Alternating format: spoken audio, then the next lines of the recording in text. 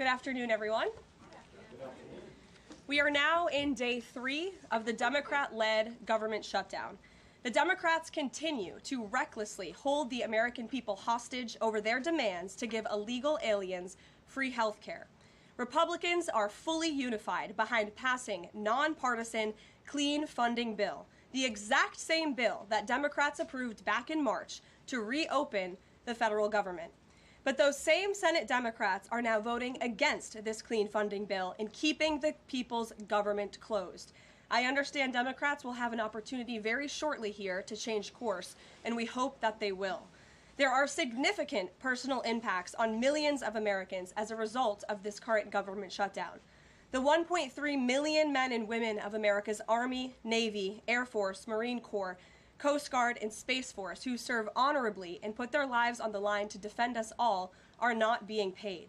Military families are already seeking out food assistance because of financial anxiety caused by this Democrat shutdown.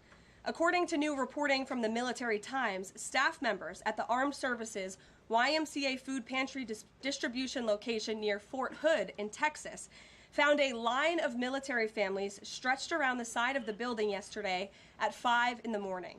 According to the staff who work there, that is, quote, not happened ever. They've already had a 34% increase this week over past weeks. President Trump and Republicans fundamentally believe we have a sacred responsibility to protect and provide for our military families with the resources they need to thrive. If Democrats believe in this very simple premise too, they should end this shutdown immediately. Unfortunately, the severe impacts of the Democrat shutdown extend beyond our troops. Nearly 7 million mothers, infants, and low-income families who rely on government-run food assistance will be in jeopardy if the WIC program runs out of money in the weeks ahead. The more than 13,000 air traffic controllers who ensure that Americans fly safely in airports across the country are currently working without pay. The National Flood Insurance Program is in danger of lapsing, which could leave families without necessary help if a disaster strikes, and we are in the middle of hurricane season. Critical services offered at Social Security field offices are reduced for senior citizens and disabled Americans. Helpful transition assistance programs are not being provided for veterans who fought to defend our country and are now trying to re-enter civilian life. The economic consequences of this shutdown are piling up every day. Policymakers, markets, and even the Federal Reserve are flying blind at a key juncture because BLS and BEA data are on hold until the government reopens. Democrats shutting down the federal government to give health care to illegal aliens could lead to lower growth and higher unemployment rates for Americans. According to a new memo from the Council of Economic Advisors, the U.S. economy could lose $15 billion of growth domestic product each week. Every single week, the Democrat shutdown extends, with a month-long shutdown leading to an additional 43,000 unemployed people. Small businesses are likely to encounter delays in receiving federal loans. Mortgage applications will likely shrink. And just this morning, Business Roundtable, an association of more than 200 CEOs of Americans' leading companies representing every sector of the U.S. economy, put out a statement urging Congress to pass the clean CR that will once again come before them in the Senate floor in just a few moments. Quote, a fully functioning government is essential for American businesses, workers, and consumers, while policymakers continue working on a full-year funding package and other pressing issues. Again, that is a quote from the Business Roundtable. What's clear is that the Democrats' actions account to an intentional sabotage of our country and our people by shutting down our government. This madness must end. President Trump and Republicans are calling on Democrats to reopen the government immediately on behalf of the American public. All we need are 5 Democrat senators to do the right thing and to stop this shutdown. Call your Democrat senator and tell them to vote yes to reopen the government. On another matter, despite the Democrat shutdown, President Trump's efforts to make America safe again continue. President Trump believes that American cities should be the safest places on earth, and he is committed to making this a reality. We've already seen that President Trump successfully made D.C. safe again in only a few weeks. That same crime crackdown will continue to happen in cities across the country and is happening in Portland, Oregon. President Trump will end the radical left's reign of terror in Portland once. The president has directed all necessary troops to reach Portland in any from attack by Antifa and terrorists. What happened in Portland, I saw disturbing video footage of this last night. This is not peaceful protesting. This is left-wing anarchy that has been destroying this great American city for years, leaving police officers battered, citizens terrorized, and business properties damaged. Since early June alone, anti-terrorists have laid siege. These radical left-wing lunatics using a stop sign, hurled explosive other projectiles at law enforcement, repeatedly assault and dox officers, berate their law-abiding neighbors, and have even rolled out a guillotine in front of the ICE facility. And more people should be reporting on that. President Trump has sent federal law enforcement to protect federal assets and arrest those fueling this violence. Just last night, we saw an extremely troubling incident where conservative journalist Nick Sorter was captured on video being taken into custody by the Portland police after he was pushed by Antifa himself from these assaults. But instead of arresting these violent mob members night after night after night who are ravaging this community, the police arrested a journalist who was there trying to document the chaos, and everyone in this room should be extremely concerned about that. The Department of Justice spoke with that journalist this morning, and they will be launching a full investigation into his arrest. This incident is part of a troubling trend in Portland where left-wing mobs believe they get to decide who can visit and live in their city. It is not their city. It is the American people's city, and President Trump is going to restore that. I just spoke with the president about this, and he has directed his team here at the White House to begin reviewing aid that can potentially be cut in Portland. We will not fund states that allow anarchy. There will also be an additional surge of federal resources to Portland immediately, including enhanced CBP and ICE resources.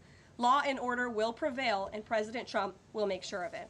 With that, I'll take your questions, and we will begin today's briefing with our new media seat, Amanda Head from Just the News. Amanda, thank you for being here. Thank you, Caroline. On that most recent topic that you mentioned, reportedly Portland police have not been able to engage protesters to the degree that they normally would. Does the president plan on handling this from that angle as well with city leaders? Yes.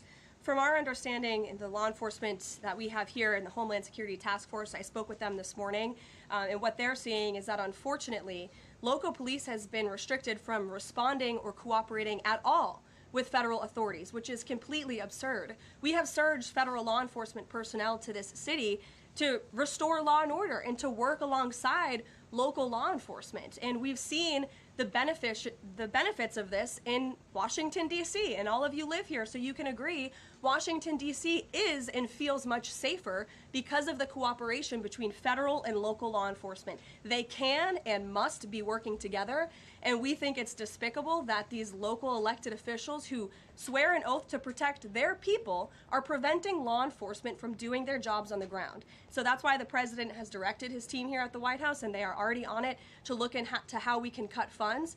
And the president wants to work with anyone. If the mayor of Portland were to call him right now and say, Mr. President, please help us, I am sure the president to do that. He is just about wanting to restore or become a parent officials in. Question on the government shutdown. Schedule entice Democrats to come to the table 3 hours.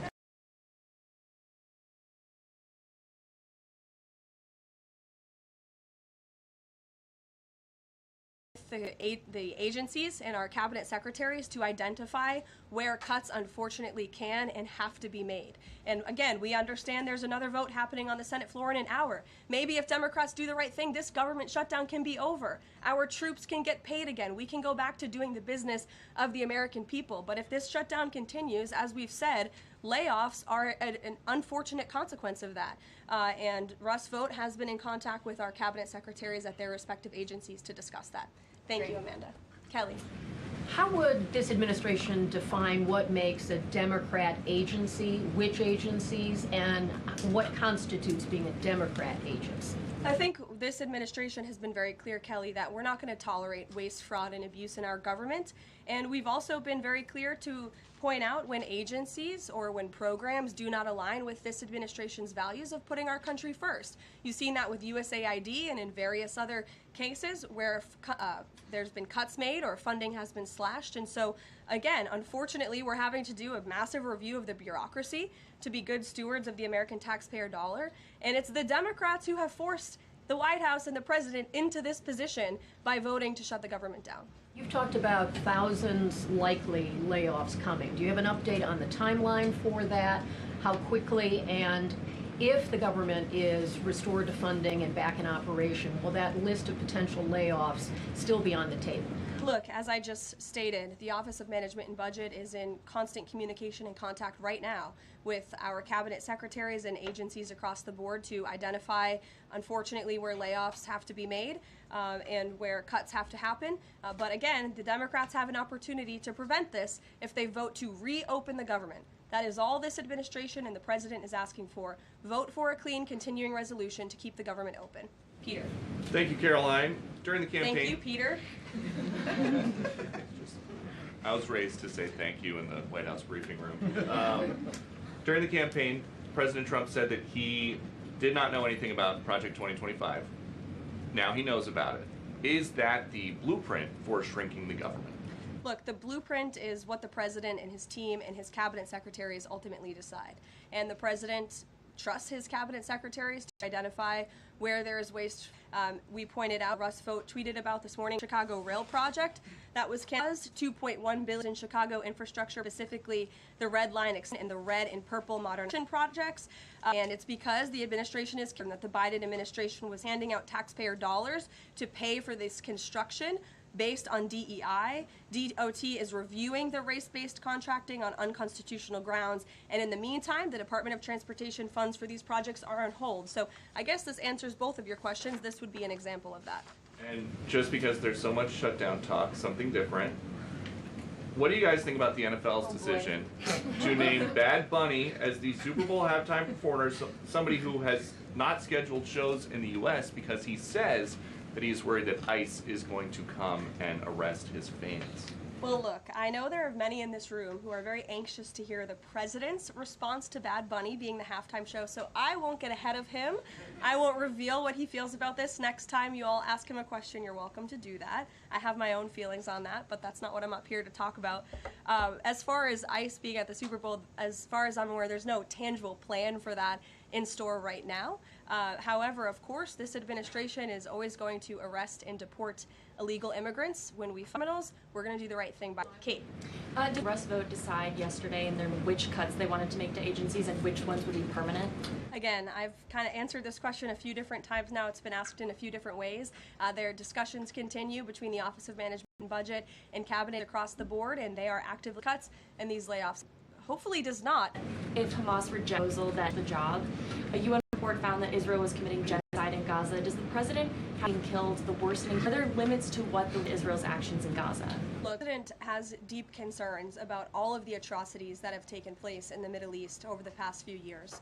It's deeply unfortunate that he inherited this mess from the Biden administration. I'll recall, under President Trump, for peace and of the Abraham Accords on a path to normalization with Arab and Gulf nations, and we hope that can continue. But right now, the president has made it very clear to Hamas that this is an acceptable and detailed proposal that they must accept, or the consequences are going to be very grim. And he has given them a deadline of Sunday evening at 6 p.m. When I was out here on Wednesday, I told all of you I'll leave it to the president to make that red line, and he now has. I think the entire world should hear the president of the United States loud and clear. And Hamas has an opportunity to accept this plan and to move forward in a peaceful and prosperous manner in the region. And if they don't, the consequences, unfortunately, are going to be very tragic. Michael. Thank you, Caroline. Has the president declared war on international drug cartels? And if so, or if he will, does he feel he needs congressional approval? As the White House has said many times, the president has directed these actions, these strikes against Venezuelan drug cartels and these boats, consistent with his responsibility to protect the United States interests abroad and in furtherance of the U.S. national security and foreign policy interests. This is pursuant to his constitutional authority as commander-in-chief and the chief executive to conduct foreign relations. In each of these cases, Michael, the vessels have been assessed by the U.S. intelligence community to be affiliated with designated terrorist organizations engaged at the time in trafficking illicit drugs to our country. The president has been very clear, dating back to the campaign trail, that he is always going to do what's in the best interest of the American homeland. And he also promised the American people he was going to end the drug epidemic that has taken far too many American lives. And you're seeing those actions play out almost every single day here. Last question on the shutdown, Caroline. Hakeem Jeffries has said that President Trump is in the Presidential Witness Protection Program since the shutdown has begun. What's the White House's reaction to that? That's just more ridiculous fodder from Hakeem Jeffries. As you all know, because you're here every day, the president is literally working around the clock right now. I think he has a swearing-in ceremony, or he already did. He has several meetings on the books today. He literally works 24/7. Anyone who works in this place or covers this place, as you all do, knows that to be true. And Hakeem Jeffries and the Senate Democrats should get back to work and vote to reopen. Emily. You spoke earlier about the energy and infrastructure projects that Director Vought paused. Will the White House agree to restore that funding as part of a deal to end the shutdown? Well, I won't make any agreements here. Senate Republicans are talking with their colleagues on the Democrat side, but right now, Russ Vought is doing what he's been tasked to do in the midst of this government shutdown, which is to look at funds that need to be temporarily halted or need to be canceled. And Chicago is just another example of that. Caroline. Go to Libby in the back. Thank you, Caroline. I have two questions for you. One on the FDA, but first on the shutdown. Sure. Will the administration, if this government shutdown ends, still move forward with firing thousands of federal workers? Look, as I've said repeatedly, Libby, right now we want the government to be open. Layoffs are an unfortunate consequence of a government shutdown, and it's something the administration is examining. If the government is reopened, we're going to get back to doing what we were doing last week and the week before, working on the issues that the American people care about. And then on the FDA, they just approved that new abortion pill, and it's causing a lot of uproar among Republicans. What is the president's response to that, and does the administration plan to have that FDA approval? Well, the Secretary of Health and Human Services, Bobby Kennedy, has put out several statements on this. The HHS's decision, it's not an endorsement of this drug by any means. They are just simply following the law. And as they put out in their statement, by law, the Secretary of Health and Human Services must approve a generic drug application if the application demonstrates the generic drug is the, quote, same as the brand name drug. Generic applicants are not required to submit independent evidence. As such, FDA's decision does not address current safety program. Reviewing adverse effects to ensure that FDA's required program for the drug is sufficient to protect. This safety review equally applies to generics of this drug. So FDA and HHS are following the law. It's, again, not an endorsement of the drug itself. Mary. Thanks, Caroline. Two questions on the shutdown. You've argued that these impending layoffs are necessary to keep essential services up and running, but that has never been the case in any previous shutdown. Even when the government was shut down for 35 days in Trump's first term, you've never had to lay off thousands of workers to keep essential services up and running. So why are layoffs now necessary in this shutdown? Because we have an administration and we have a president who are wholeheartedly focused on restoring fiscal sanity to our government and doing the right thing by the American taxpayer. We are $37 trillion in debt, and the federal government is currently shut down. There is no more money coming into the federal government's coffers. And as you've also seen since the beginning, in January, this administration is focusing on waste, fraud, and abuse. And so Democrats have given this administration an unenviable choice to have to take a look at the balance sheet and identify where these cuts and layoffs can be made. And you just said this is an unenviable choice, that this is an unfortunate consequence, but the president has described this as an unprecedented opportunity to lay off additional workers. He's posted a video likening Russ Vought to the Grim Reaper. So which is this? Is this an opportunity to fire more workers or an unfortunate consequence? Look, the president likes to have a little fun every now and then, and I think both things can be true at the same time. The Democrats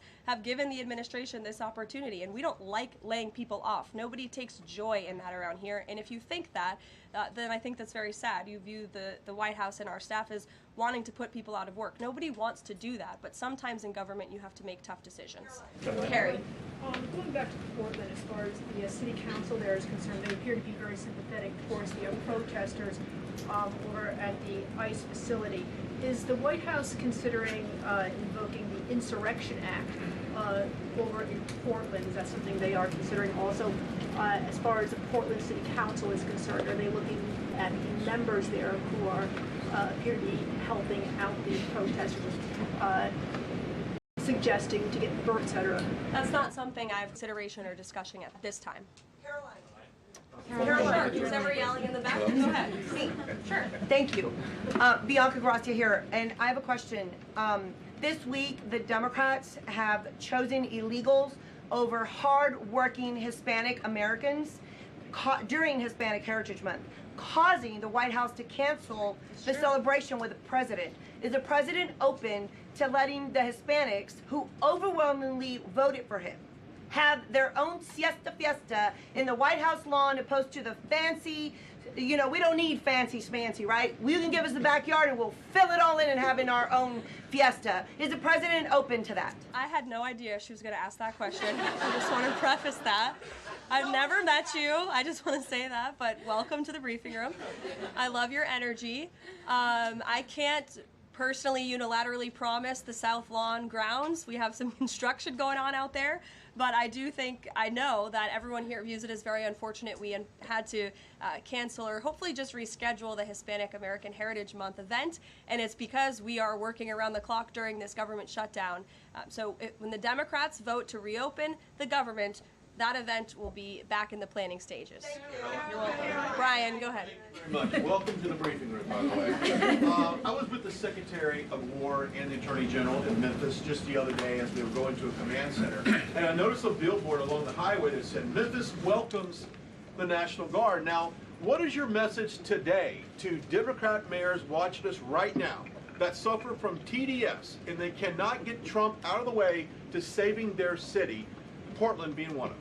They should do the right thing by their citizens, Brian. They should call the president, they should call the White House and say, we want to work with you. And in Memphis, we are seeing some cooperation. As you saw from that billboard, the people of Memphis are loving this, and they are very grateful for the federal government's efforts. And federal law enforcement is there. We're working alongside local law enforcement. We'd like to see it ramped up a little bit because we want to make progress, and we want to arrest as many bad criminals as we can. Since Monday, I do have some updated statistics from the Homeland Security Council this morning. Since Monday, 153 arrests have been made in Memphis, including 5 gang members. 48 illegal guns have been seized, and 5 missing children have already been recovered. Last night, 60 arrests were made and 21 illegal firearms were seized. Arrests from last night include a suspect wanted for rape of a child under 13, first-degree murder, breaking and entering, aggravated assault, illegal drug possession, and many more. So we continue to see good results coming in through Memphis, and the president is very excited about making Memphis safe again. In the blue. Thank you.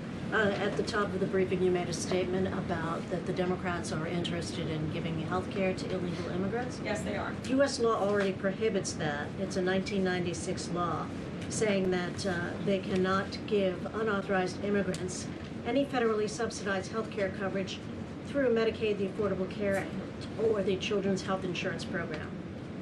There seems to be a disconnect in the messaging. Are you denying that Medicaid money has never gone to illegal aliens in the United States of America? I'm asking you if you can explain the disconnect in the messaging. I most certainly can. The Democrats' proposal, their continuing resolution, let me just reiterate, the Republicans' continuing resolution was a clean continuing resolution. There was no partisan politics injected into it. There were no conservative wish lists injected to it. What the Republicans want, and still want to this very second, is a clean continuing resolution to fund the United States government. What did the Democrats want in their continuing resolution? They inserted a provision to undo a provision in the Working Families Tax Cut, the One Big Beautiful Bill, that ended taxpayer-funded health care illegal benefits for illegal aliens. Democrats' proposal would require Medicaid to pay more for emergency care provided to illegal aliens than Medicaid does for American patients who are disabled, elderly, or children. And this bill would have also allowed California to continue a gimmick that funds its Medicaid for Illegals program. Those are things that we ended, the Trump administration ended, with the passage and the signage of the One Big Beautiful Bill. And it is an undisputed fact, a fact that under the Biden administration, illegal aliens were absolutely receiving taxpayer-funded health care benefits. In fact, in fiscal year 2024, Medicaid costs for emergency services for illegal immigrants skyrocketed by 142% from the previous year to $9.1 billion. That's $9.1 billion taxpayer dollars that were going to emergency services for illegals. Between President Trump's last full fiscal year under his first administration and Joe Biden's last full fiscal year, Medicaid spending on emergency services for illegal immigrants nearly tripled. There was an increase of 196% between 2020 and 2024. And I have a chart here for you, and I'm more than happy to email it to you. I'd also like to add because some were asking dishonest questions yesterday about emergency rooms. In Southern California, according to healthcare professionals in 2023 under the Biden administration, Southern California's, quote, entire healthcare system was being bombarded with illegal immigrants and forcing American patients to endure longer wait times. In Denver, Colorado, the CEO of Denver Health stated that 8,000 illegal immigrants made 20,000 visits to the city's health system in 2023, leaving an uncompensated bill totaling over $10 million. So when a illegal alien goes to the emergency room, who's paying for it? The American taxpayer. The main safety net hospital in Denver had to turn away patients due to the massive influx of illegal immigrants into the community, and UC Health Hospitals in 2024 reported their system was under stress from an increasing number of migrants. As a result, according to the head of emergency departments and urgent cares across the hospital system, quote, access is impeded for everyone. These are healthcare professionals who dealt with this directly, and there's a lot more where that came from. It is an undisputed fact that Democrats want to give taxpayer-funded healthcare benefits to illegal immigrants, period. Ed. Yeah, thank you, Governor. Is the president talking directly to Democratic senators to try and get their vote for a clean CR? The Senate Republicans are speaking directly with moderate Democrats. I understand those conversations have become very serious, and we hope positive in the right direction so that Democrats will do the right thing. I don't know if you saw overnight a refinery in California went up in flames. Is the president going to help the governor should gas prices spike, or could he help the governor? Look, I know the administration and the White House are aware of that situation that took place. I don't have any announcements for you, Ed, on that. As a draft of the commemorative that the Treasury is doing for the 250th and his face on it. Not sure if he's seen it, but I'm sure he'll. Kara. Thank you, Carol. It's now being reported that former President Biden's TSA placed peaceful and even Americans who masked during COVID onto reserve for terrorists. Most the White House have accommodating the free speech Americans, and where is the outreach that claims to stand for due process and free speech? And after that, I have another question about protecting journalists from Antifa. Sure. Well, Kara, to your first point, please send me that report. That's certainly very concerning. I haven't seen it myself, but if indeed that was happening, it's something I'm sure the Department of Justice and the FBI would deem worthy of looking into. Journalists, as you mentioned earlier, are being increasingly attacked by leftist protesters. I was actually assaulted outside of President Trump's United Nations speech. The White House is aware that it blinded by an anti that's gone on for years. I often say that have a plan or plan issuing a statement maybe discouraging this violence against journalists out on the street like me and so many others in this room. Well, I hope that my statement earlier in the briefing served that purpose, but of course we condemn violence against anyone in this country, and journalists as well, who are exercising their First Amendment right. And there have been so many incredible independent journalists across the country who have gone undercover within Antifa and really have come down how this is a growing threat inside of our country. I would encourage maybe some of you outside the Beltway and go do some of the reporting, because it is what they found. I met with one of them yesterday, and they're services. No. Was there any update on that? We flew by that May EO deadline for the White House to produce a plan. I literally just read a statement from the Health and Human Services on you, for Libby at least. As far as IVF goes, I'll check in with our policy team and we'll get you some updates. And then on Russia, how concerned is the White House that the Russian Navy seems to be escalating its provocation of NATO allies? I'm talking, of course, to the several close calls they've had with the Danish military during the EU leaders meeting in Copenhagen. It's something the administration takes very seriously, and we are constantly monitoring it. The National Security Council here at the White House is in constant correspondence with our NATO allies, and the president speaks to many of them as well. Yes. We've seen a spate of gun violence in this country, both mass shootings. We've seen this Michigan church that was attacked, children being shot in pews in Minnesota. We've also seen politically motivated assassinations of Minnesota lawmakers, Charlie Kirk. Has any of this made the president or the White House rethink gun safety prevention in this country? Either red flag laws, I know that that was a conversation in the first Trump administration, or is there anything on the table right now on gun violence? Of course, this is an extremely pressing issue for the administration in our entire country. It's deeply alarming to everyone here, the violence that we've seen taking place all over the country, the assassinations that have unfortunately, tragically taken place throughout the last several months. There are many discussions about how to prevent such violence and how we can ensure that law enforcement has the resources they can on the ground to not only respond, but again, to prevent such tragedies from taking place. If there are red flags with an individual in a community, that they are treated as an emergency, a public safety emergency, not just, turn a blind eye to. There's many other things we can do, but the administration and the president has always also made it clear he's always going to protect the constitutional right, the Second Amendment constitutional right of Americans to own guns. Would you advocate for Congress to pass a federal red flag law? Right now, they just incentivize states financially to have red flag laws, but I know Lindsey Graham has worked on this as a Republican. There are some Republicans that do support this kind of gun safety legislation. I don't want to get ahead of the president on any congressional action or any suggestion to Congress on that matter. Andrew. Thank you, Caroline. Two things. First, to follow up on something you said earlier about hospitals treating undocumented or illegal aliens. Is it the administration's position that hospitals should not have to treat people who come into the emergency department who are not here legally? No, that's not our position. Our position is that it's completely unacceptable that the Biden administration paroled and encouraged an invasion of tens of millions of illegal aliens into our country and then promised them free health care.